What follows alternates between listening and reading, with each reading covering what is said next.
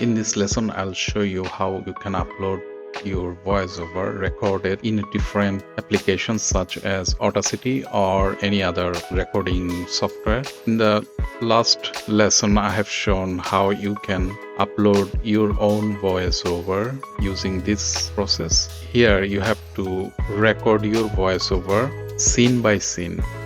Such as for scene 1 you have to record one voiceover, and then for scene 2 you have to record another voiceover, and for the third scene you have to record again. So here you have to record your voiceover in pieces separately for individual scenes, but you can upload your own voiceover in a single file recorded in a different software. So first you have to go to audio and then voiceover. I'm cancelling this one.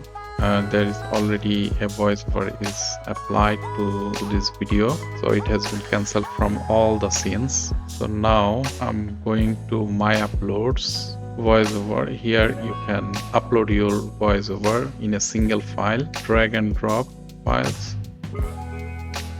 I'm going to the folder where I have saved my file. Here the file is already recorded in a different software, so you can record your own voiceover in different software and upload in this way.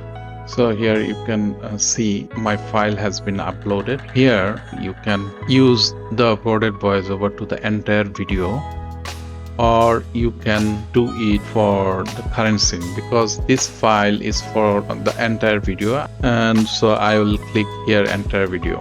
You can also change your voiceover for a current scene and upload it here and use this one for a single scene, because sometimes we may need to change voiceover for some reasons, or if someone says okay, change it for me, or change the scripts, you may need to change the subtitle. So you can then upload for a single scene and apply your voiceover for that scene.